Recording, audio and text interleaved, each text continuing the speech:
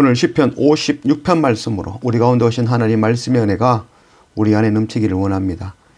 오늘 말씀은 다윗이 사울 왕을 피하여 블레셋 가드 지역으로 피하였다가 가드 사람 골리앗을 죽였던 자신을 알아보는 블레셋 사람들에 의하여 죽음의 위기에서 미친 채 하고 겨우 목숨을 구하여 도망하며 기록한 시입니다. 3절 내가 두려워하는 날에는 내가 주를 의지하리이다. 내가 하나님을 의지하고 그 말씀을 찬송하올지라.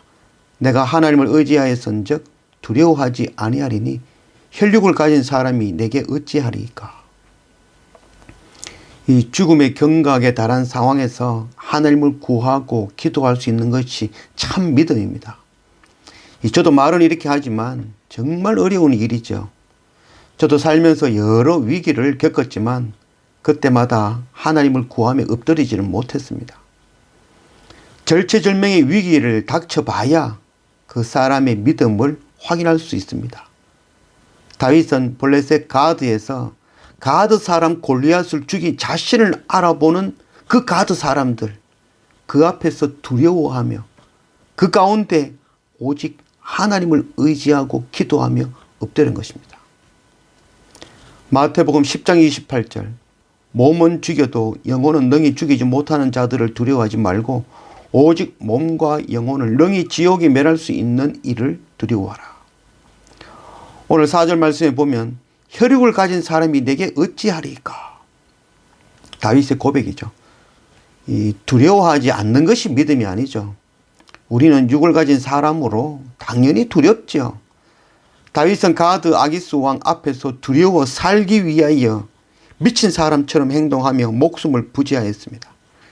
그 당시에 이 미친 사람을 죽이면 그 미친 그 병이 자신에게로 옮는다고 여겼죠. 그래서 미친 사람들은 살려주는 것이죠. 다윗이 그런 기지를 통해서 미친 채 하며 겨우 목숨을 구한 것이죠.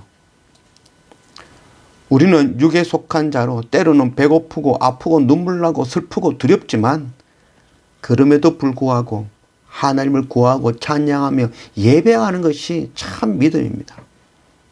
우리의 몸을 죽이는 자 앞에서 두려움이 얼마나 클까요? 베드로도 이 여종이 물어봤죠. 너도 저 갈릴리에서 온 사람이 아니냐 했을 때에 나는 예수를 모른다고 3번이나 부인하였죠. 그러나 우리는 하나님 나라의 소망으로 사는 자들임을 잊지 말아야 될 것입니다. 5절 그들이 종일 내 말을 곡해하며 나를 치는 그들의 모든 생각은 사악이라. 그들이 내 생명을 엿보았던 것과 같이 또 모여 숨어 내 발자취를 지켜보나이다. 이 내 말을 곡해하며 라고 이야기하죠. 이 악한 자들은 자기의 좁은 생각과 그런 이해와 판단으로 상대방을 오해하고 그에게 해를 끼치려고 하는 거죠.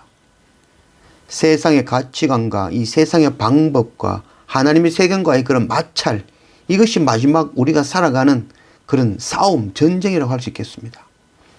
또 오늘 말씀에 보면은 숨어서 내 발자취를 지켜보나이다 라고 이야기하고 있죠. 또 이 다윗을 쫓는 자들이 뭐 짐승을 쫓는 사냥꾼 같이 다윗의 생명을 엿보며 은밀히 모여 그의 과거 종적을 살피고 뒷조사를 하고 그를 죽이려고 끝까지 따라가는 것이죠.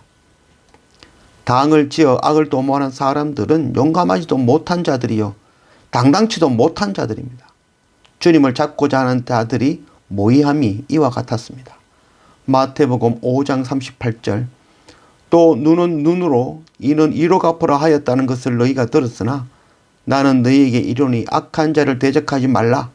누구든지 네 오른편 뺨을 치거든 왼편도 돌려대며. 우리는 우리를 따라다니며 미워하고 대적하는 그런 악한 자들을 대적하지 마라라고 말씀하고 있죠.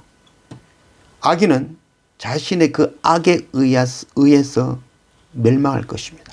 우리는 하나님 앞에 모든 것을 맡기며 엎드려 기도하는 그런 우리가 되어져야 될 것입니다. 8절 나의 유리함을 주께서 계수하셨사오니 나의 눈물을 주의 병에 담으소서. 이것이 주의 책에 기록되지 아니하였나이까.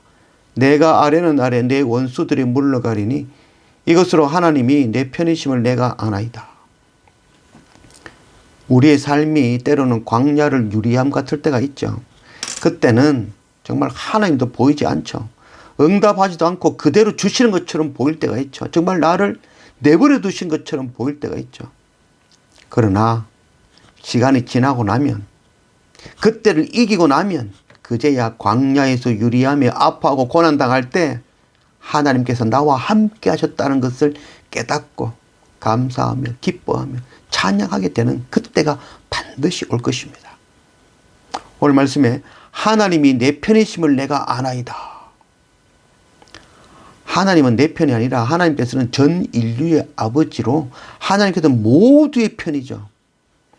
하나님은 이미 내 편이십니다.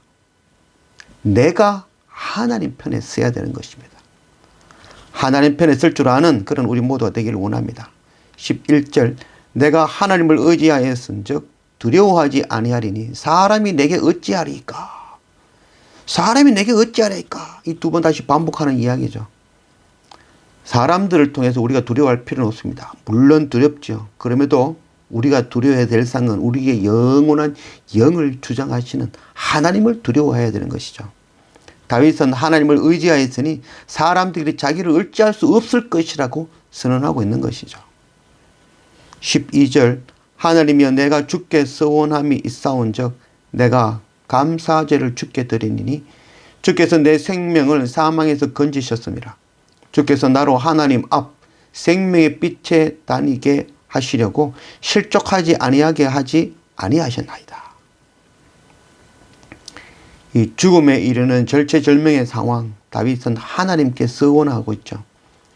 살려만 주시면 평생 하나님의 전에서 하나님을 예배하고 하나님을 찬양하는 자로 섬기며 살겠다고, 하나님의 그 크신 긍휼과 인자를 열방에 전하는 자로 살겠다고 하나님 앞에 서원하며 감사의 제단을 쌓고 있는 것입니다. 다윗이 블레셋 가드 아기스 왕에게서 미친 채 하며 겨우 도망하여 목숨을 구하였습니다. 다윗은 자신의 이 비참하고 부끄러운 상황 가운데에서도 구원하신 분은 하나님이심을 전하며 자신과 같이 비참하고 부끄러운 공고한 상황에 처했더라도 하나님을 의지함으로 구원받으라고 전하고 있는 것입니다. 다윗이 왕으로서 참 부끄러운 일이죠. 미친 채 하며 겨우 목숨을 구했다는 이런 이야기. 그럼에도 불구하고 이런 이야기를 통하여서 그 가운데 나를 구원하신 하나님을 전하고 있는 것이죠.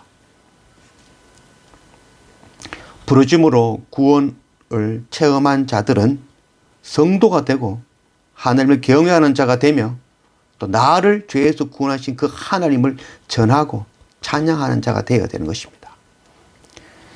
그리고 다윗을 죽이려는 자가 바로 또 나라는 것도 알아야 될 것입니다.